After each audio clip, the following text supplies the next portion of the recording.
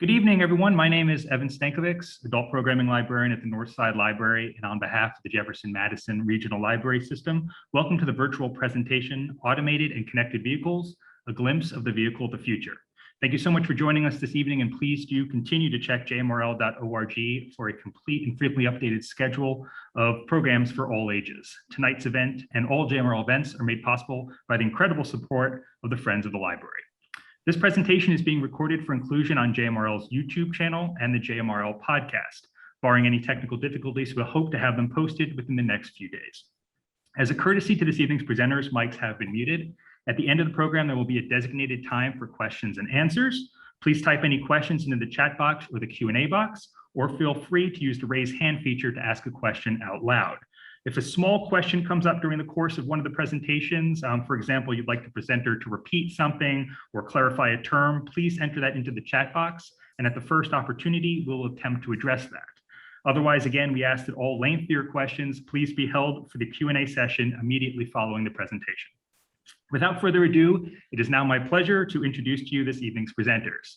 Amanda Hamm is the Connected and Automated Vehicle Program Manager in the Office of Strategic Innovation at the Virginia Department of Transportation, or VDOT. Marty Miller joins us from the Virginia Tech Transportation Institute, where he serves as a research associate in the VTTI Division of Vehicle, Driver, and System Safety.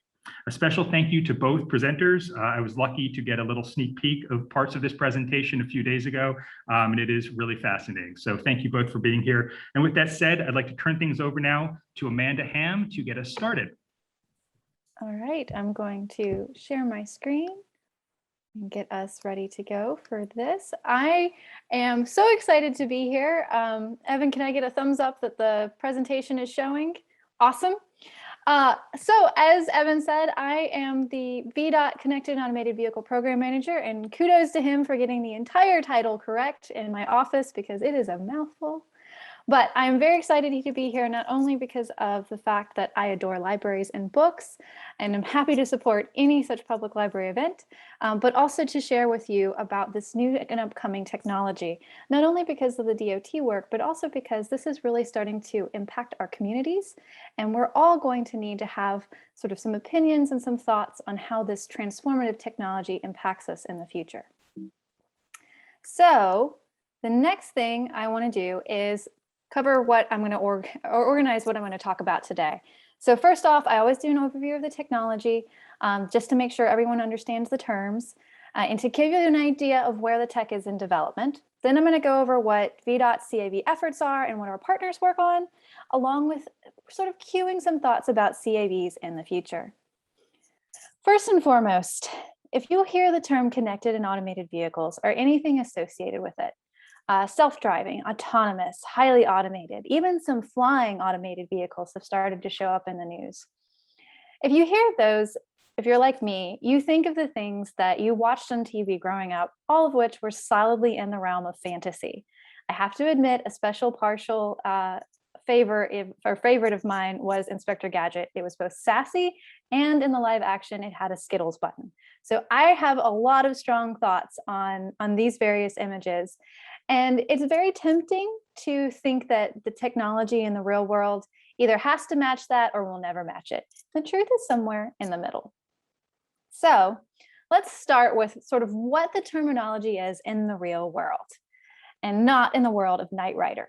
So first and foremost, we have three terms that are key to this industry. And they're pretty broad, which is why I like them a lot. We're going to start off at the top, automated vehicle. It's abbreviated AV. Now, this definition is a vehicle that is capable of conducting some or all of the driving task without needing a human driver. The key phrase there is some or all. So this one term covers everything from a little bit of automation that, say, helps you stay in your lane, all the way up to that final idea, that sort of Jetsons type car in which you hop in and you say, take me to Yellowstone, and away the vehicle goes. So that whole spectrum is covered in this term, including sort of all of those words you might hear in the media, self-driving, fully autonomous, etc. Now, to enable this at any level, you need two sort of buckets of technology. You need sensors and you need an onboard computer. The sensors are basically the car's eyes and ears. So you've got cameras, you've got radar, you've got LiDAR, which is a laser-based version of radar. You have GPS, any number of sensors, all feeding in information to the onboard computer.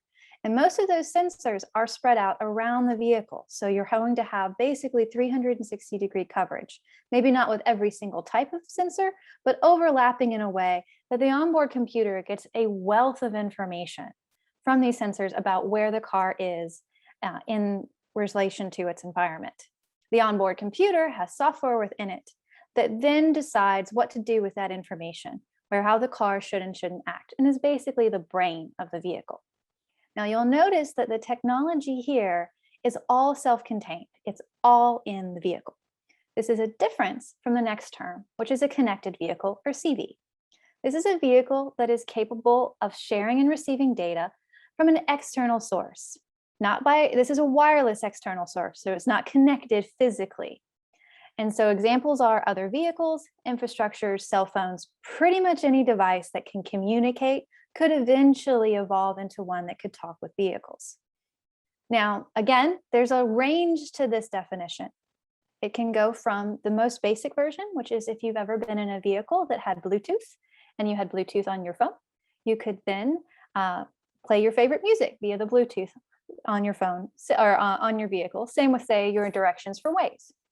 The full version of this would be in an entire connected ecosystem. So you had a connected vehicle, and then you would have all surrounding connected vehicles. Your infrastructure, like your signal, your traffic lights, would be providing information directly to the car, say that the red light is going to turn green in a few seconds. You could even see in the future things like smart devices, such as your phone, if you're a runner, if you have a runner app, or a cyclist, alerting a vehicle that's oncoming that you're present. You could even also see this in the world of wearables. And I'll actually have an example of that from something that we're working on for VTTI a little later. The final term that we have is connected and automated vehicle. Now, before I get there, I did want to point out something that I had missed real quick, which is connected vehicle technology. So this is a space that doesn't get talked about as much. And part of the reason you don't see it in the media is it's a bit more complicated, because you have technology that's in the vehicle, named the onboard unit, not particularly exciting, but very straightforward. It's the device that broadcasts and receives information within the vehicle. And then you have all of the rest of the external devices, which could be a lot of things. And so it's a very complicated ecosystem to set up, but it is very important because it informs drivers of everything that's going on around them in a manner that you just can't get using either your eyes or sensors. Now, connected automated vehicle does all of this. It has both automation and connectivity in it, and it needs all of the technology listed above. Now, it sounds like a bigger lift. In some ways it is, but it has the most benefits, which is why we're targeting this. Now, we're not there yet. We have a long way to go. We've got a lot of questions to answer before we get there. This technology is still in development, but it is on our roads, as I'll talk about today. And the reason that we're targeting the CAV space as opposed to just AVs or CVs is twofold. One, no matter how good a driver you are, as a human being, you cannot look simultaneously over your left shoulder to merge at the same time you're watching traffic over your right.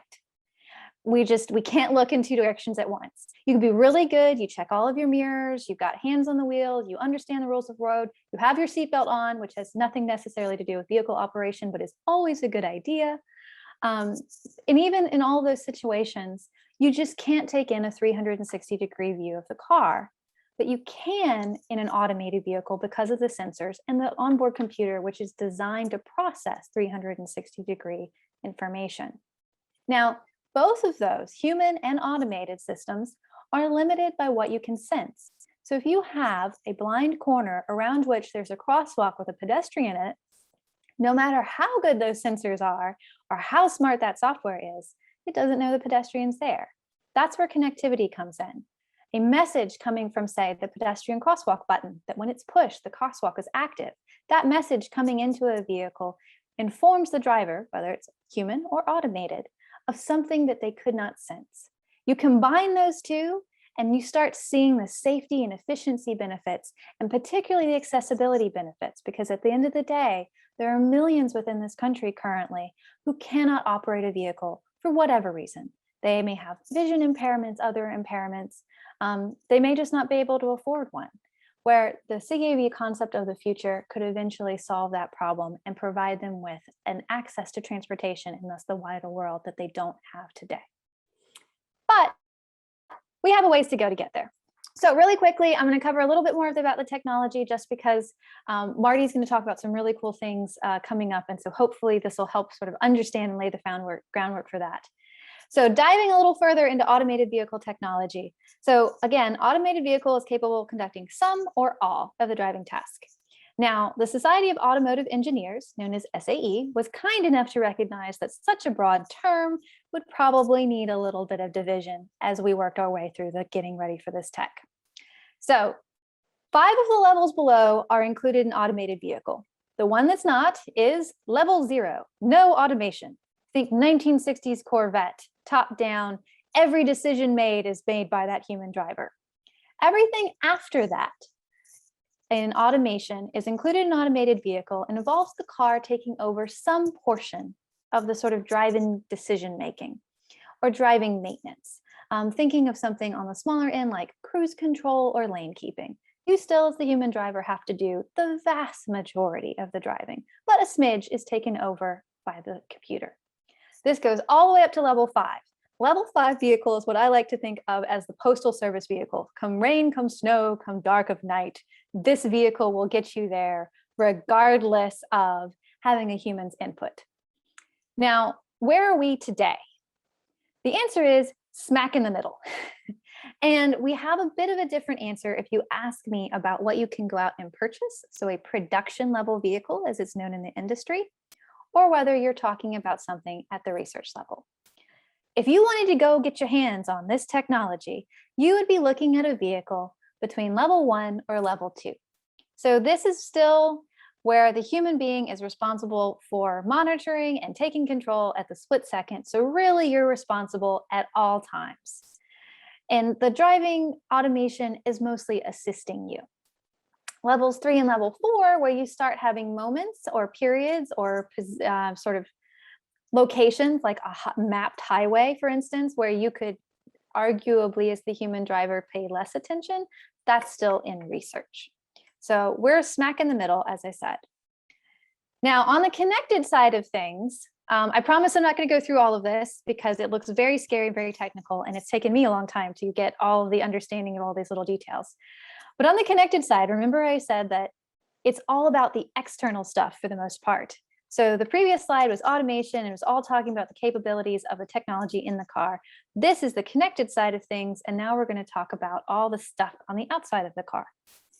So what we have here is we have the vehicle, and all of that little pathway is it getting information from a traffic light. So basically the way it works is the traffic signal provides raw information, which is known as things like red signal is 3 seconds, green signal will last 7 seconds, yellow signal will last 5 seconds, basically the timing and which lane that timing goes with. Gets pushed out and you see a little box that says CODA RSU. The CODA part's not really all that relevant. It's just the manufacturer name. RSU is the important part. It is a roadside unit. So this is the communication device that takes all that raw information, chops it up and packages it in a manner that can be understood for vehicle messages. That device then pushes it directly to the car and then also pushes it to that whole loop on the right, which has to do with providing it to the cloud and to a website, potentially out through the cellular network to a mobile device. So 2 different pathways to ensure that the message gets to the car if something goes wrong with one of them. Now, all that to say that that's a lot to put together, and that's a lot of different pieces to have to design. This is actually the infrastructure from one of our ecosystems here in Virginia, and I'll get into that setup later. But just to see, there's a lot to go there, and you can kind of understand why this one may not show up in the media as much as others. All right, so the last thing on the technology is what's on the road today. So I've talked about sort of where we are and what it all takes to get there, the technology in the car and the technology out of the car. But what does that matter for right now? So for right now, there are a couple of applications sort of in the middle that you could go and get if you wanted. Examples are, Tesla's Autopilot is one of the more well-known automated applications, perhaps. On the connected side, there's Audi has their traffic light information system, which does just what I described earlier, which it provides information to the driver on the dash about the status of lights. Other applications that are very common across any number of manufacturers are things like automatic emergency braking or automatic reverse braking. If you're curious about what your car might do, because a lot of these have been out and included in various technology packages for a while, you can actually find out all of that information at mycardoeswhat.org. It's a wonderful name. It's not associated with Virginia as far as I'm aware, but I love putting this resource out there because if you have a vehicle that you're curious about, or a family vehicle that you're curious about, or perhaps a rental car that you're curious about, that's a great place to go. Because these technologies all have a little bit different flavor depending on the manufacturer, and it's always good to check what you can and can't do with your vehicle. All right, so we're onwards to what is VDOT up to, both ourselves and our partners. Okay, really quick on just sort of the internal projects of the agency is I wanted to highlight two things. We've got lots going on, but these are the two that make the most sense. So to mention when I have to be tight in time. So first things first is the readiness project. So as you can imagine, with all of this technology going on, there's a lot for the DOT to have to sort of get our arms around and prepare for. On the automated side, there's things like what do the sensors see? How does the software process roadway geometries? There's a lot for us to learn and a lot for us to inform the builders of. On the connected side, we've got a lot to do of both understanding the communications needs, what devices we need to have, and what information we might want from these connected vehicles down the line. So this readiness project is looking at how ready we are, what applications are on the road, and what gaps exist between the two that we might be able to meet, either with big infrastructure things or honestly with small process changes as well. So it's covering a lot of the department. Another thing I wanted to highlight is we do have a Smarter Roads data portal. So all of that information that might be pushed out to cars and whatnot and to various manufacturers, well, VDOT's gotten started on it. We have a portal that pushes out 24 different data sources that are used for V2V, which is vehicle to vehicle, or V2I, vehicle to infrastructure communications. Now, you are welcome to go. It's free to sign up. I will point out that these are massive data chains and data sources. And so the vast majority of folks don't have the capacity to run them on their computers. But if you're curious, please feel free to go. All right, so now we're on to the fun part, really. It's the out in the real world stuff, which is things from our VDOT partners. Now, first and foremost, as I had talked about, the ecosystem that I showed before, well, that's part of our Virginia Connected Corridors. And this is a partnership between VDOT, particularly our Research Council within the agency, and the Virginia Tech Transportation Institute. So VDOT and VTTI a number of years ago established the VCC, so many acronyms. Sorry about that, folks. And we have two test beds as part of the VCC. One is the Smart Road. The Smart Road's down in Blacksburg, Virginia. And if you look on the side of the screen where you've got the sort of misters in the middle, those are all pictures of the Smart Road from various angles. It has an urban, a highway, and now a most recent rural portion of the road. So you can do all sorts of testing of connected and automated applications. It can even, as the middle shows, make it pour down rain, or in colder weather, make it snow, which I think is so cool.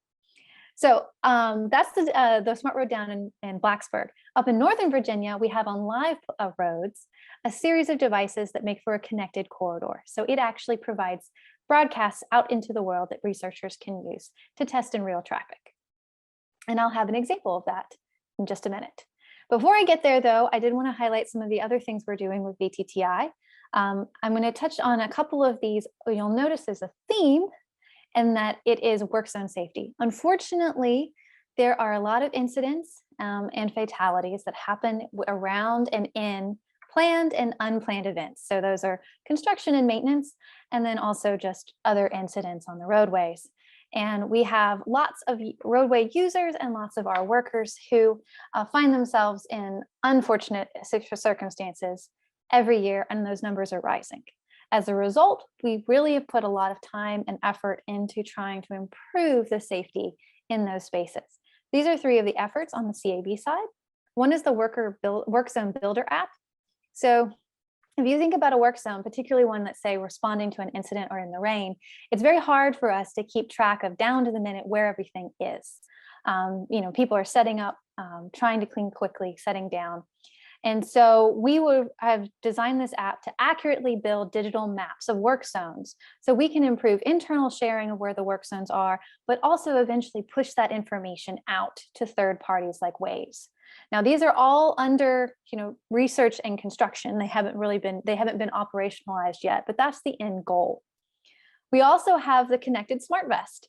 So this is a vest that I mentioned the wearables earlier that could speak to connected vehicles. It's two-way, so it both sends a notice out to a vehicle, and this vehicle could be a passenger vehicle driving in the roadway. It could also be, say, a dump truck in the work zone, because those things are quite big and they're hard to see around. So having those notifications of, hey, there's a colleague behind your car, slow down, or stop, those kinds of pieces of information can be very helpful in reducing risk.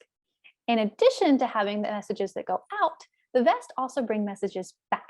So if, for instance, there's a vehicle that is in a sort of line to hit the worker or to be otherwise too close, the vest will provide an alert to the worker. It lights up, it has auditory sounds, and it vibrates. So there's more research done about that and how what it would look like in the next stage to have a full work zone with everyone outfitted, because right now we have one prototype. But it's a very cool application of this. And then the final area in the work zone we have is the automated truck mounted attenuator. I'm not going to go too much into that one because Marty's got some really cool video on that. But basically TMAs so truck mounted attenuators are the vehicles that come last in a work zone and are designed to take the impact and the brunt of a force if someone were to drive into the work zone who shouldn't be there. Now, despite how well we build those vehicles, there's still some risk involved in driving them. And so there was a desire to see about limited automation such that in the work zone, that automation could mean that we could pull the worker out for the purposes of, say, just the length of time it takes to lane striping for a segment. Then, a human driver would hop back in and drive it to the next spot. So as I said, Marty's got more on that one, so I'm not going to cover it too much more. All right, so second to last one of the partners. This one's really, really cool, and I always like it because it shows that when we do individual one-offs like the Work Zone Builder app or the vest, they're all building to something. And in this case, they built into something really cool. On July 29th, we had a huge partnership that included Audi, American Towers, VTTI, Qualcomm, and VDOT. And we pooled all of our resources and our technology understanding, and we demonstrated in a live work zone a connected work zone ecosystem. So we used the Builder app to build a digital map of the work zone. We used the CV2X RSU. Again, sorry for the acronyms. It is Cellular Vehicle to Everything. CV2X is a communications protocol. RSU is a roadside unit. All of those letters all come together to mean just that little bitty gray box that's sitting on the signal in the picture. So a lot of letters, tiny box. And that tiny box broadcast messages that were built into that Work Zone Builder app to a connected vehicle, an Audi G8. That connected vest was was worn by a worker within that work zone, also broadcasting messages to the connected vehicle, such that the Audi was able to drive through the work zone and receive the following messages: work zone ahead, merge left, appropriate speed limit, that there were worker present, and then to be alerted the work zone had ended. So this was a great demonstration of where we could go. Now, as I said, this is the first time out on live roads for all of this. We're very proud of it, but we've learned a lot, and now it's on to the next round. All right, so final things going on in Virginia, and then I will wrap up with some future thoughts. So just so you're aware, there's a whole lot more going on in our state. Fairfax County had a shuttle running for for approximately the last year. I believe the shuttle is currently getting updated at the moment, but it's an automated shuttle that is first last mile transit, which means that it's taking from a transit hub to a final destination. In this case, Dunloring Metro to the Mosaic District. We also have VTTI, can again talk about them. They've got lots of grants working for the US Department of Transportation, including some working with trucking fleets. So they're looking at automation within the sort of commercial space. And then speaking of, Daimler is also doing some testing on I-81. And finally, the Federal Highway Administration is doing their own testing with their program that they called Karma, and that's up in Northern Virginia. So that was a very quick highlight of what's going on in the state. And I assure you I could talk infinitely about any one of those pieces, but we don't have that much time. So I'm going to go to the last bit, which is CAVs and the future. So I want to take us back to where we started. So we started with this sort of fanciful idea of what this technology is. And hopefully when I talk through the technology and what we've done so far, you've kind of got a better understanding of where the real world sits, which is in a sort of gray area between what probably sounds like down to earth and the wonderfulness that is the Jetsons. There's a lot that we have here that's already underway that you can go out and experience in the world. And there's a lot we still have to know and have to decide. Speaking of decisions, so this is where I want to end. This is a picture from the Shared Use Mobility Center about what the future could be for transportation. There's a lot going on right now. There's a lot in discussions. There's a lot of technology, whether it's CAVs or something else. And in this picture, you could see all sorts of things. One of which is that there's no clear indication that something is a connected and automated vehicle. I could certainly assume that either the zip car, the taxi, or the bus all have automation and connectivity to them. Perhaps the little bitty cars in blue and white are platoons. So they have a smart lead car that controls what the other cars do behind it, even though they're not connected. All of this is sort of in play today as we talk about pedestrians and cyclists and rail. And it's very important as we move forward to think about it as users, what we would like to see. Because VTTI is going to research and find us those answers to questions we need to have about the tech. And the DOT is going to do things like figure out pavement markings and how to build roadside units and provide them with power. But it's us as the people that drive, the people that cycle, the people that walk, the people that have goods delivered. They're going to have to answer some bigger questions about, curb space. What do we do with parking spaces? Do we keep them? Do we not? We're going to have a mixed fleet, which means we're going to have vehicles with varying levels of technology in them for quite a while. It just takes a while to turn over the fleet. Even if we magically poofed in a brand new car tomorrow that could do everything, it just takes a while to make them and to get them out there. So we've got a lot of questions, which is where I want to leave us. So what do you do now? Okay, so I'm a DOT representative. You guys probably had to expect this based on my dropping of hints. First and foremost, wear your seatbelt and follow other good safety habits like no distracted driving and don't drive drowsy. That's the best thing you can do for safety, efficiency, accessibility. All of the things get better when we have good safe habits. Okay, so next immediate thing that you can do is if you aren't clear on what your car is, or maybe you turned off applications when you got it because they beeped and they didn't make sense, or maybe you're interested in just learning what's out there. Go ahead and do that. The mycardoeswhat.org is a brilliant place. And then finally, question 3, which is where the cute dog picture shows up. I'm not completely bonkers in including this. So stay with me for a minute while I talk about this idea. That is my dog Pepper. She is 75 pounds. She hates the broom. She loves sticks. And this is going somewhere, I promise. When I go out to sweep my deck, she tries to save the sticks. This makes it very difficult to clean my deck. My dog also loves to ride in a car.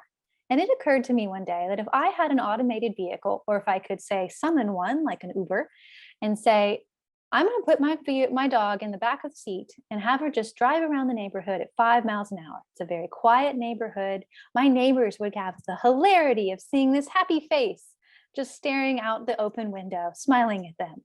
My dog would have a grand old time, and I would get to clean my deck in 10 minutes instead of the 25 to 30 that it takes me currently. This sounds great. However, it could also result in more congestion in my neighborhood. Not sure my neighbors would like that. Worse pavement conditions, because there's all this car driving around every time I need to sweep my deck. And then, of course, there's the climate impacts of fuel emissions and things. And it's one thing if it's just me. It's another if every single one of my neighbors with dogs who don't like brooms, of which there are many, decide to do the same thing. This is a funny sort of anecdote of just something that occurred to me a long time ago. But it doesn't change the fact that as this technology becomes part of our lives, we're all going to have questions and we're all going to need to think about the answers, not just for ourselves, but for our communities. And with that, I will now turn you over to Marty, who's going to show some of the questions and answers that VTTI is working on for us.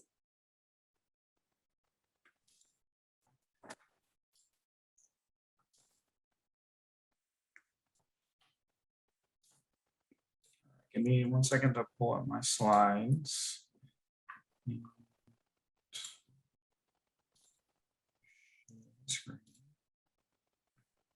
And I know there are some questions. I don't know if we want to hit any of those right now or if we want to wait. Yeah, we could. Okay. Can you see them, Amanda? I can. I pulled them up. Okay. So, some of them might be a little lengthier, and maybe the second one. yeah, I'll start with the second one, and then maybe we save the other two for later. So the second one is how many other states are working on the same technology? And the answer is a number. Virginia is high up on the list. I would put us probably in the top 5, maybe the top 7, depending on which states are going to argue with me. But we are quite an advanced leader in this space. But I would probably put about 15 to 20 states with active research in different areas. It just depends on their sort of what resources they have available. For instance, Pennsylvania has Carnegie Mellon, and so they do a lot with automated driving, and so they have a lot of companies up there. But yes, in this general space, there are more states working, but we're one of the top.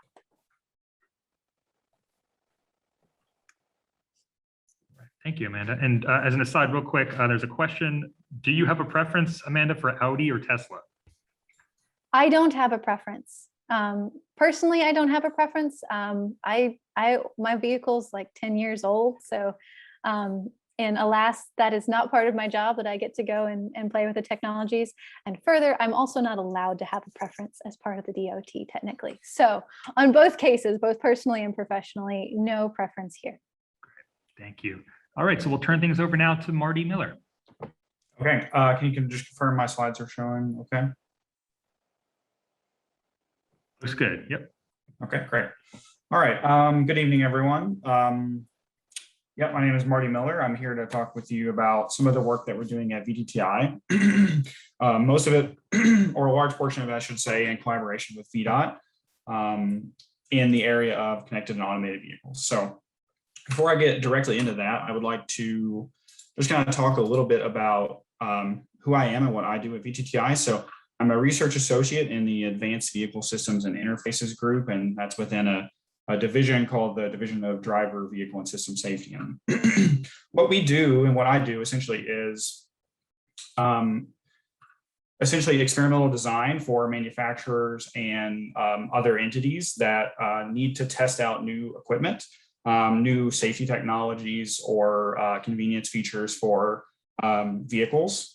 And then once we've designed the experiment, we do data collection. So we actually implement our protocol. We put people in the car with the technology and see how they perform and see whether or not the technology helps them in the ways that we think it will, and that it doesn't introduce any unexpected or unintended consequences. Then we do data analysis on that. We develop measures of performance from those experiments, from the data collected, to see, what does it mean to do good or bad with that technology available, or how can we measure whether or not it's effective, essentially. And then we do reporting and presenting, that kind of thing, like what we're doing here. And that's just to say that all this for VTTI is all in the pursuit of vehicle safety. Our slogan is innovate, or safety through innovation, I think. So that's just to give you a little bit of background on what I do and where I'm coming at from this. And what I'm going to do today is talk about a couple of different areas that we're focusing on, and I'm going to demonstrate that through specific projects that we're working on in these different areas. So firstly, I'll go over automated vehicles, and I appreciate Amanda going through all the different SAE levels and the terms and stuff that will make what I'm going to present a lot easier and a lot smoother. So thank you. So first, what we're going to do is we're going to talk about interface design and testing. And then I'm going to talk about a project called Safe Operating Automated Driving Systems. So for interface design and testing, AVs do have this potential to transform the way that mobility works in the world. Amanda showed that last slide with this, beautiful, perfect environment where you can work in your car or take a nap or watch a movie. Maybe you could think about long distance freight, getting your Amazon stuff delivered by an automated vehicle. Wouldn't that be great? And also there's this promise of ubiquitous transportation, right? So basically Uber's available everywhere, robo-taxis available everywhere, on demand 24/7, and there's no need for a driver. You just call it on your app and it will come get you. So that's the promise that AVs give us. It's also important to think about in the United States, we have about almost 40,000 people died in 2020 in motor vehicle crashes. And that's actually a 7% increase over 2019, the year before. So, automated vehicles do have the potential to reduce some of that. That's the hope, at least. So yeah, there's this grand vision that automated vehicles have, but in order to get there, we still have a lot of questions first that need to be answered, right? So I'm going to go through a few of these. So, one is, how do we interact with the vehicle, right? So this is particularly interesting in terms of what if you have a vision impairment or a hearing impairment? That will change how you necessarily need to interact with the vehicle. You won't be able to use the same interfaces that someone who has all their senses or access to all their senses would be able to. So that's an important question that we need to answer. Another is, how do we build trust in a vehicle or in the vehicle itself? There was a recent study that showed that 56% of Americans didn't want to ride an automated vehicle, citing distrust in that vehicle's capabilities. And actually, Evan, if you'll put in the chat that, or if you'll post that poll, there will be a poll in the chat that will say, would you like to ride an automated vehicle? I'm interested in what the audience thinks. So go ahead and fill that out while I'm talking, please. So in order to answer some of those questions, we designed a study where we looked to see, how can we increase users' feeling of trust, comfort, and safety by providing an interface. So we made this display that I'll show on the right side. This is the vehicle in the car driving around in real time. So we made this display that shows kind of the road the vehicle is driving on and the path it's trying to follow. And in some instances, the different objects that it sees in the environment to give people an understanding of what the vehicle can see, what it can sense. So we had a couple of questions for this study. One is, what was people's baseline level of comfort? So if you just put someone in a car, and you can see there's no one in the driver's seat there in the video. If you put someone in the passenger seat there or in the back seat where I was, how comfortable are they?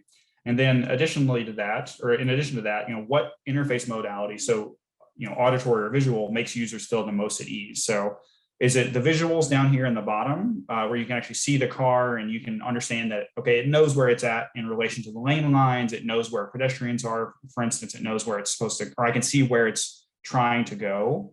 Or if you layer in, I'm not playing the sound here because it wasn't loud enough, but to hear very well. But we also had sounds playing whenever it enters in those boxes that you saw. So does that help, for being provided an indication that the vehicle is slowing to a stop or that it does sense a pedestrian in front of the vehicle, those types of things. So what of those interfaces most increases users' feeling of trust, safety, and comfort? So we did get some answers out of this study. The first was, yes, we can increase people's feelings of trust, comfort, and safety and awareness by providing an interface. The baseline level of comfort was people really don't like being in the car without anything, right? They were very uncomfortable sitting in the back seat with no access to the steering wheel, no access to the brake pedal, just sitting there and the car is going and you have no idea why. People didn't quite like that. It's more complicated about which modality users felt most at ease using. It really depended. Some people liked visual or auditory more, but all are important, especially when you consider people who might have vision or hearing impairments. So that's our first kind of way we look at these types of questions for automated vehicles. And I want to move on to a project called SOADS. This is more of a description of building an automated vehicle. This was funded by the Federal Highway Administration. So basically, this study or this project was designed to answer the types of questions. What happens if an automated vehicle gets pulled over, right? So someone ask a question in the chat similarly, if the car were to hit somebody, who's at fault? Similarly, if the car gets pulled over, is it the rider? Are they somehow responsible? Should the cop be talking to them or the police officer be talking to them, et cetera? So, what should the vehicle do? What should the rider do in these types of situations? These aren't really known quantities, and we wanted to try and help answer these questions. So at VTTI, we're building an automated vehicle from the ground up to help answer those questions. And this is using machine vision tools from NVIDIA, which I'll show an example of in a second. And we're also building interfaces for sighted and non-sighted users to understand what that would look like. How will users call the vehicle? How will they get in the vehicle? How will they follow along with the route if they can't see, for instance? So for this project, we basically identified a bunch of scenarios that automated vehicles would struggle with, or current automated vehicles would struggle with, and we plan to demonstrate solutions. And this is intended to help manufacturers and people who are trying to design these systems kind of put these problems on their radar so that they're thinking about it, and then also to potentially demonstrate some of the ways that connected technologies and other technologies could be used to answer some of the, or deal with some of those problems that we've thought of. So here's an example of the automated vehicle we have created, or that we've built. And the interface, this is essentially a look into the mind of the computer that Amanda had talked about in the car. So this computer that's doing all this perception from the sensors, it has to build up models of what's in the world. So you can see that it clearly sees this vehicle on the left. You can see that it clearly sees in the green area where it is trying to drive in its lane, and that the other lane is occupied in red. You can see that it sees that it actually can drive in the shoulder because this isn't red. You can see this green line here indicates the kind of the bounds of the drivable area, and you can see that it goes to red where there are cars, because obviously you can't drive in the cars. You also might have noticed that it sees the different speed limit signs. You see some of these white dots here. These are stationary objects that it detects in the world. And then the yellow objects here are radar objects that it detects. And then this green area here is just indicating the driving path. This green line and the green arrows here indicate where it's trying to drive. And you can see in this car, you'll actually be able to see that it detects a face, interestingly enough. So, to that capability. And then just a little bit longer, you see it checks the lanes pretty easily. And then speed limit signs there, it detects. And then let's see, let's get forward just a little bit to the map. So you can see it also builds a world, or builds a map of the world, and it can indicate where those objects are in relation to the vehicle. And they can also indicate, where the lane lines are, that it's in, this is the edge of a drivable area for it. This is a turning lane it's detecting. So you can see that this kind of gives you an idea of how the vehicle sees the world. All right. There we go. All right, so with that kind of understanding of, or kind of idea of the types of questions we're trying to answer and how we're trying to answer them for automated vehicles, I want to talk a little bit about some of the work we're doing specifically with connected vehicles. And I'll go over 3 different projects. So one is kind of drone vehicle collaboration through connected technology. So allowing the drone and the vehicle to communicate with each other and perform actions based on that communication. Another is looking at remote control capabilities. So using C-V2X technologies, or connected vehicle to everything, or cellular vehicle to everything technologies, we can securely control vehicles. And then I also want to present a pedestrian safety concept that we're working on right now, because there are a lot of pedestrian deaths every year, and I want to talk about one of the things we can do and leverage connected technologies to deal with that. So the first we're going to look at is connected vehicles. This is ATMA, or the TMA, the truck mounted attenuator that Amanda showed. So mobile work zones are a great hazard to workers, as she pointed out. And this is for various reasons, but an inattentive driver may not notice them until it's too late. I know that sounds, most people I say that to, and they say, it sounds unrealistic. There's so many signs and all that stuff, but with the amount of work zones and the amount of drivers, it does happen, unfortunately, far too often. So yeah, in collaboration with VDOT and some other stakeholders, we developed the automated truck mounted attenuator. this truck is designed to follow mobile work zones and reduce or eliminate threat to workers. The idea is that this vehicle follows behind, providing a safety buffer for the lead vehicle and any of the workers. That way, if someone were to strike this vehicle, there's no one in it now, and they wouldn't be able to get hurt then. Yeah, and I am going to show us a video, just part of a video here. I just want to warn you that it is some of these vehicles being struck, just to give an idea of that it really does happen. I just found this on YouTube. So if you are upset by that kind of thing, don't watch, but I won't show too much. It's just one of these crashes, but it's important to motivate the idea and the concept of we really should try and get people out of these cars because there is real potential to be injured. So this is a semi, clearly didn't see this. And you can see in the next video right here, this is fitted with these flashing lights, right? So you'd think that there's no possible way this could happen, but unfortunately it does. You can see that, if someone were standing here, that would be very, very bad news, right? So that's just to motivate the idea a little bit. I wanted to show that. By automating these vehicles, we can get people out of the cabin there and protect them if something like this were to happen. Oops, I don't want to show. And here's a video of that in action. So you can see this is the ATMA here, the yellow truck. This is a view from the cabin of that vehicle. You can see the driver's you can't hardly see this bottom left of the steering wheel, but I promise he's not touching it.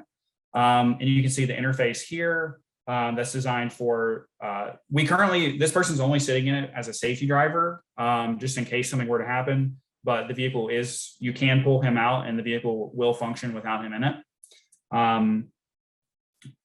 So you can see the interface on the left. This is a zoomed in view. You can see this is the distance that the vehicle is set to follow behind the lead vehicle.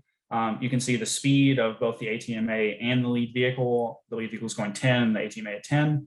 And then you can see kind of the offset from the desired driving path that the ATMA follows. And there's also a couple of different buttons over here to cancel automation or hold the vehicle where it's at and just let it wait there. So this was just a demonstration of that. And I have one other thing to say. I've forgotten, not too important, I guess. Yeah, okay. So the ATMA is a great tool, but there are potential problems that arise from using this this technology as well. For instance, these operators really need to monitor for traffic behind the vehicle. In densely populated areas, especially on interstates, these cause significant congestion because you might have a mile or two of traffic lined up behind the vehicle, and you won't necessarily know if you're in the lead vehicle another 200 feet or 300 feet in front of the ATMA, right? So we designed this drone following application to help provide information to operators to help in this situation, for instance. So maybe they can, by providing an aerial view behind the vehicle, they can then identify that and then pause the work zone, pull it aside a little bit, let traffic go through and dissipate a little bit, and then they can start operating again. So yeah, we developed this secure autonomous vehicle following using heavy lift UAVs. This is designed to provide real-time video to the operator, allowing them to make decisions. And then there's potential also that you could use this to detect vehicles that are incoming and identify or notify either the operator, or if you still had someone in the TMA, if you can notify them that a collision was about to occur. And here's just an example of this. So here's our drone. It looks, you can't quite tell the size, but it's about 4 feet wide, and it's capable of lifting about 12 pounds. And then altogether, it probably weighs close to 25 pounds itself. So that's quite huge. And I'm operating it down here. I'm just moving it around. I'm about to turn on the automated mode. You'll see once it starts moving, and then it's going to rotate. So it has now picked up the target vehicle, which is this white van. And this is all using connected vehicle technologies. There are 2 of the onboard units that Amanda mentioned, and each one of them is in the van and one of them is in the drone or attached to the drone. And they are both communicating their position. And we've developed this special mode that we can turn on so that the drone will then recognize that it's receiving that position from the van and then try to follow that position essentially. And it's important that this is done with CV2X communications because that is a secure automotive grade protocol. So you really wouldn't want something like this on an unsecured channel. Like I said, it weighs 25 pounds. If it were 100 feet in the air falling down, it could do some serious damage. So it's important that we use these secure automotive grade technologies. All right, I want to talk about next some of the remote control capabilities that we developed for connected vehicles. So we have the ATMA, but what were to happen if this kind of vehicle encountered some kind of situation that it couldn't overcome? Like, what if it got really close to a barrier or to some cones or something, and the vehicle, isn't designed to allow you to back up? It's just designed to follow. One potential solution for that is, we need to be able to remotely control that vehicle. This is similar to the drone in that, we need the channels to be secure, because you don't want somebody being able to control your 10-ton TMA. That would be bad. Latency is also a huge issue. If you're trying to control the vehicle in real time, if it takes 1 second for your command to get to the vehicle, that's way too late if you're trying to brake, for instance, right? So this really is a great application for connected technologies because these are secure, they're super fast. Yeah, it's a great use case for that. So we did this. We actually developed this remote control technology, and it's basically uses like a PS4 or an Xbox controller plugged into a computer, and we can control that huge vehicle from about up to 1,000 meters away. We wouldn't really want to do it that far away because you want to be able to see it, but you could. That's the effective range at least. All right, and here's a short video of that. So this is just a kind of toy example, but we have our ATMA here approaching an obstacle that it can't go around, or it isn't designed to go around necessarily. And then we are taking control, and we're going to just steer around. So this is all being done remotely. You'll see me driving it as we pass here in a second, but the driver is just sitting there. I'm doing all the vehicle control right now, secure over a connected vehicle channel. That was a lot of fun. You'd be surprised how cool it was, because it's like a remote control car, but just it weighs like, a couple 1,000 pounds. It was great. All right, the last thing I want to talk about is pedestrian safety. So one of the applications we can use connected technologies in is to help for pedestrian safety. So there are about 6,000 pedestrians killed every year in traffic crashes in the United States, which is a huge number. That's about 1 every 88 minutes actually. So every hour and a half we have someone getting hit by a car and dying. Terrible. So many of these accidents happen at intersections or kind of known problem areas. So we were thinking, and we were working with a company, if we can detect where those pedestrians are and where the vehicles are coming through, maybe we can provide warnings to those people, right? So if we have the connectivity infrastructure there, we can alleviate that problem. Essentially, you can see here an example where we're detecting where the cars are and when they enter certain zones.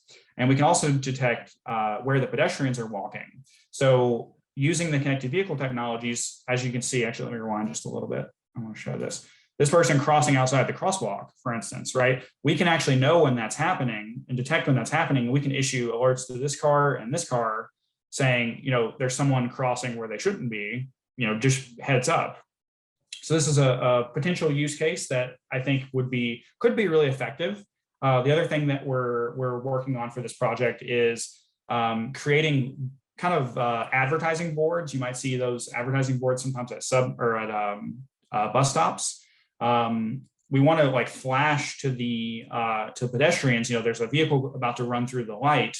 Don't walk out into the crosswalk yet. This is a really great use case that has really high potential to save lives, and I'm really happy working on this.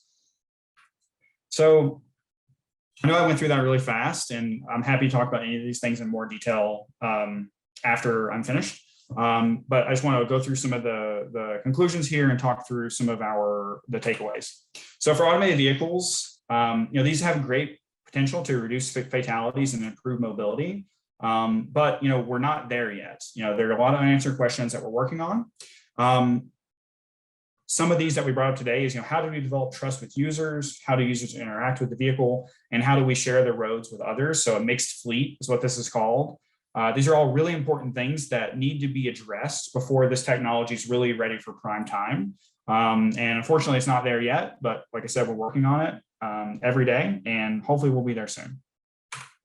So on the connected vehicle side, this technology can be used to bridge the gap for automated vehicles. And as the technology gets better and better. So if it's not there quite yet, we can use these technologies, the connected technologies, to provide more information to the vehicle that is either difficult or impossible to detect. So Amanda brought up, if there's a blind corner with a pedestrian walking out, there's no way your vehicle can avoid it, right? But if we can see where that pedestrian is from a camera and tell the car, oh, we know someone's there, that's a win for everyone. The other thing is, connected vehicles also have great capability for human drivers, right? By providing safety alerts in the car around those blind corners as well, or for routing information, like providing warnings for snow or ice coming up, or for work zones and traffic congestion. These are really, really great use cases that are being implemented now, largely in part, thanks a lot to VTTI for spearheading a lot of that. But these are really great technologies, and that's pretty much what I've got. I appreciate everyone for bearing with me there. Let me know if you have any questions in the chat. Looking forward to some good discussion. Thank you, Amanda, Marty. Thank you so much. This was fantastic. Ton of incredible information. And Marty, I don't know if you saw the results from the poll. To the question, would you ride in an automated car? 56% said absolutely, 0% said no way, and 44% said only if I can take control. Okay. Yes. All right. So I wonder if we have some sampling bias with the chosen attendees. All right. So we've had a number of questions come in. I'm going to try to work through them chronologically. We might not be able to address all of them this evening, but let's see. I think one of the first ones that came into the chat. So just wondering if there is a philosophy of being programmed into autonomous vehicles. Are they biased toward protecting occupants of the vehicle or pedestrians / other drivers? I'll chime in first and then really quickly, and then I hand it over to Marty, who probably knows all about the system stuff. I always love this question because I studied philosophy in college. Generally speaking, there is an understanding that sort of human brains would weigh the ethics of it. That's not really how computers work. And so instead they're programming closer to black and white rules. That being said, it has been interesting that there've been research done showing that the black and white rules vary between countries. And who sort of thinks what priorities should be there are different. And there's actually, if you search for Google, you can find it. There's a research project where you can sort of make a series of decisions, and based on what you decide, it will show kind of where you fall in the international understanding of how these decisions should be made for automated driving. So it's a hot topic. But with that, I will let Marty handle the more technical discussion. Yeah, I think this is a great question. This is often framed as the trolley problem. This is what is famously known as. So if you have a car, or in the original formation, if you have a something driving down and it can go one path and it might hurt one person, or it goes another path and it hurts 10 people, how does the car choose which of those to do? That's exactly what Amanda said is exactly right. The computers don't think that way. They don't think at all. It's all about what we tell them to do. And I think in terms of protecting occupants of the vehicle or pedestrians and other drivers, I think that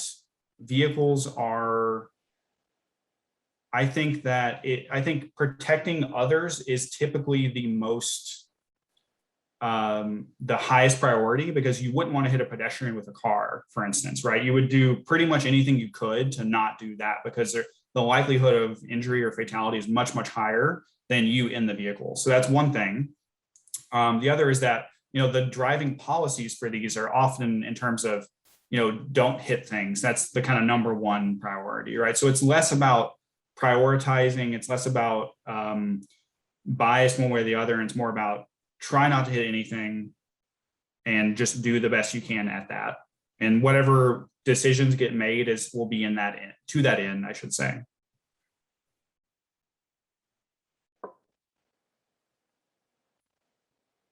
You did. Did either of you want to weigh in? And we kind of touched this briefly on the first question we received in the Q&A box. An AV with occupant riding in back hits and kills a cyclist. Who holds the liability responsibility? I think, if you want to go ahead, Amanda. Oh, I was just going to say that, so legally speaking, this hasn't been fully sorted in the courts yet. Now, there are any number of liability schemes currently in place, and they vary from state to state of who's responsible, whether it's driver, or it's the company car, if it's doing commercial activity, et cetera. What complicates matters in the case of a fully autonomous system, so it has no sort of human in control of what its decision making is or its actions, then you get into questions about whether it's the vehicle manufacturer, the owner of the vehicle, or the system manufacturer. That would likely be solved in court between them. The actual sort of resolution of payment between the vehicle and whoever was harmed would probably be covered by insurance beforehand, assuming the current system stays in place. We just aren't far enough along yet to find out what the next iteration of legality will be there. Yeah, and I think to add on that a little bit, it matters a little bit your what level of automation you're operating in, right? So level 2 is, the human is definitely responsible for anything that were to happen in that level.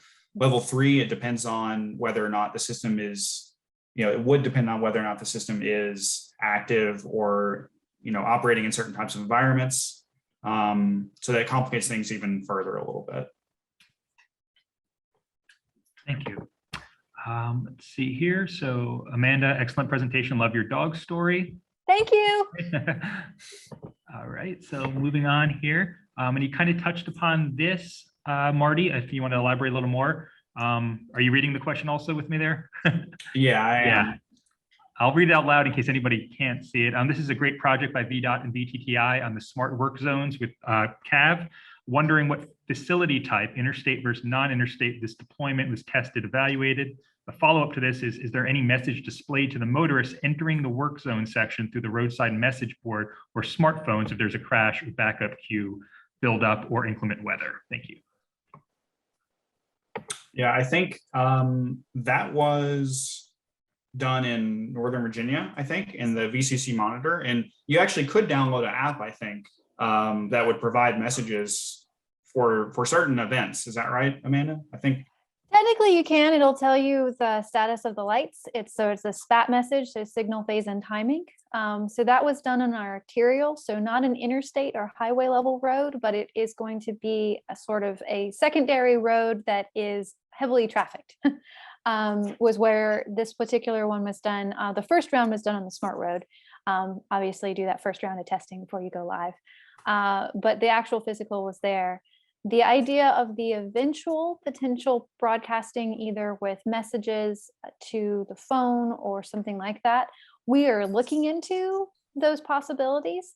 The tricky thing with phones is that we can get there quickly, faster than we can get to other things. The only problem is how does that distract the driver?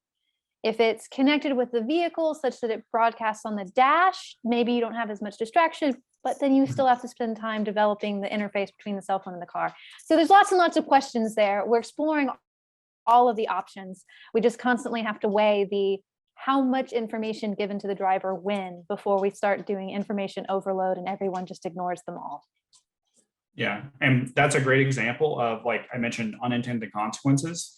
That's a great example of that, where you think, oh, just, everyone has a cell phone, you can, give them the message there, but if they're driving, may not be the best idea. But yeah, I know, yeah, we've done that kind of testing on the smart road with people to see if they look too much at their phone while it's happening. We've even done that in Northern Virginia a couple of times, where we would simulate messages received on the smartphone for, in a kind of simulated work zone or simulated connected environment. But I don't remember the results that well. It was years ago. So. Thank you. Let's see here. So I am wondering if utilizing cabs would result in more efficient travel times for individuals. If so, by how much, and what factors are weighted heaviest in the efficiency function? So we have a lot of people in our planning division that are desperately trying to answer this question because we would like to know the answers too, so we could help it happen. The factors with efficiency are that there's decision making involved. So how can we reroute somebody before they run into an issue? And how can we do it in a manner that's not sort of the way current routing systems seem to work, which is that they just take you to the most efficient second option. But if everyone goes to the most efficient second option, that becomes very quickly not the most efficient second option. And so a more complicated algorithm that can actually spread out the traffic over time. One of the biggest questions, though, for any of this is when are we going to reach penetration rates, enough of the technology on the road, and not just that, enough people with the technology on the road who turn it on. So we're trying to figure that out. I think the answer of the most weighted for efficiency is how complicated can we take the algorithm to take in real-time factors. Yeah, and to add on that, we've done a little bit of this kind of research in terms of actual fuel efficiency. So I remember someone ran a study in the Blacksburg area where it would essentially, it would tell the driver if they needed to speed up or slow down in order to make a green light. So within a certain range, didn't want people to speed too much, but in order to, if you can maintain speed and not have to stop at the light, your fuel efficiency goes way up. So this was, a similar kind of thing. It's also helps time-wise, but they were more interested in keeping people from being, idle at stoplights. And yeah, in terms of the most important thing for the cost function, is that what it was? Efficiency. Yeah, I think it's complicated. Like Amanda said, yeah, there are a lot of things to keep in mind. I'm not sure I have a what is weighted heavily. I'm not sure I have a good answer for that, or most heavily, I should say. Right. Thank you very much. Let's see here. So vehicles, automated or not, travel on roads. In Europe, these roads last for 25 or more years before needing replacement. In the USA, what is being done to improve roads? I would probably squarely in my wheelhouse. So an answer is a lot. There's obviously sort of the current stuff that we've done all the time, which is pavement and lane striping. There's tons of research going into how to improve those traditional things. I will highlight some things that we're looking at from the CAV side, is things like monitoring road condition in a manner that we've not been able to do before.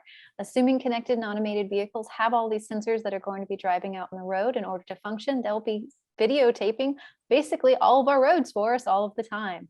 Can we use that information to spot degradation before we could do it on the roadways? At a certain point, there's only so many of us, so we can't drive every single road all the time to know when things are going wrong before we anticipate them. So to be able to use that fleet in the future to get that information about potholes long before they become particularly problematic, but to have that information flagged and sent to us in a manner that we could then process, that is a dream come true for us. Same with lane markings, anything else we need to maintain, things like signs coming down, which we currently respond to any of those calls that come through our customer service center. They get flagged and get processed, but again, people have to drive by them and notice them. And so if we could use these vehicles in the future to do a lot of that heavy lifting for us, and potentially use artificial intelligence on the back end to sort through that video even faster, we could see a lot of improvement. Thank you, Amanda. All right, let's see. Do you still have time to do a couple more? I don't want to. Sure. All right, so let's see here. Try to mix it up from people who haven't asked any yet. Here's a question. Thanks for hosting the event. Awesome talks. What level of rigor is applied to guaranteeing the safety of such autonomous systems before they are available to the public? Thank you.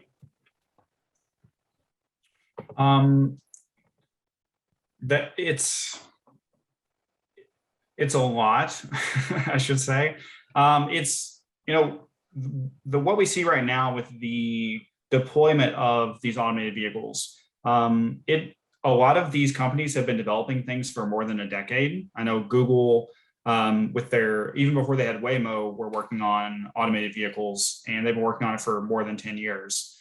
So the answer is a lot of time, a lot of driving on the roadway to make sure that nothing unexpected happens. They drive millions and millions of miles in simulation to understand if anything, and that essentially means that they can kind of virtually put their car in an environment and see what would happen. And they do that, millions of miles, probably hundreds of millions or billions of miles, honestly. So that's the kind of work being done to help make sure nothing bad happens. There's also, on top of that, kind of general automotive grade testing. So there are something called Six Sigma testing or validation, which is basically, proving or seeing very few defects in your product such that you can really expect that it will behave a certain way for a certain amount of time, and have really high confidence in that. There's a lot of work that goes into this. There's a lot of money being spent to understand and to develop these things safely. I think in general, all the companies are doing a good job on that. That really is everyone's priority, is safety, because if something were to happen, that sets everyone back. So all the companies that I know of take this all very, very seriously, and they're doing the absolute best they can in order to make sure these things are as safe as possible. And on the government side of things, you have the way the safety breaks down is that, generally speaking, states are responsible for drivers traditionally and insurance, but for the actual vehicle components, that's at the federal level. And that's done by the National Highway Transportation Safety Administration, known as NHTSA. And they have the Federal Motor Vehicle Safety Standards, FMVSS. We can't get through anything without acronyms. I am so sorry. And so NHTSA oversees those codes, and over time, all of these sort of technologies will make their way in. And there's a process right now in which manufacturers can put on a certain number, a very small number of vehicles on the roads to sort of sort out their technology. And then anything that they design will and sort of certify as safe will eventually make its way into the code. So you also have the federal government overseeing the vehicle design. At the end of the day, how that'll sort out when we get to fully autonomous, it's still not quite clear. I don't think we've designed a vehicle far enough in research yet to be able to write those laws, but they're on their way. Great. If we could do 2 more questions, if that's all right. I'm going to skip around here and try to get some questions from some people who haven't asked any. Here's a question. Oh, have you solved the problems that caused the Tesla fatalities?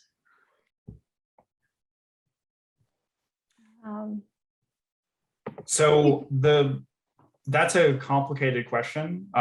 It's not clear exactly what causes those things. It's probably multiple different issues. From my perspective, it's somewhat people not paying attention, being overconfident in the vehicle, are problems. And those are really things that are difficult to solve. And that's a lot of the work I do, is in looking at those unintended consequences, right? Understanding, are people going to misuse a system or abuse a system? And that's it's a really complicated and challenging thing that is really difficult to, I wouldn't say we've solved it by any means. It's a multifaceted thing that is really difficult to, you can't control everything people do in the car. Also, sometimes cars will do things that, they shouldn't, maybe a tire blows out or something. It's really hard to just prevent all of those things from ever happening. So I would say, no, we have not solved the problems with that. And I will admit, I didn't hear all of the question because the cute dog from the picture was barking in my ear. I apologize. Oh, you're on mute, Evan. Sorry. The question was about the Tesla fatalities and if anything had been resolved with those. I believe a number of the fatalities are individually, some of them might have been resolved. I will note, if you're interested, NHTSA, so the agency I just talked about, did announce that they are going to be investigating in general into Tesla's automated driving system. And so if you watch the news, you might be able to find out more. I think in some instances that have been for a while back, they found humans not using the systems correctly. And some things are just that complicated. I will note that even if you don't have automation in it, we have entire crash reconstruction engineers that sit there trying to figure out what exactly caused an accident. So as Marty said, a lot of these are not as straightforward as you would wish. Thank you both. So if we could maybe wrap it up with one last question that came in a moment ago. Has law enforcement weighed in on the subject of CAVs, adding them in tracking or searching for suspect vehicles? They could send an alert to all vehicles to scan for the suspect vehicle.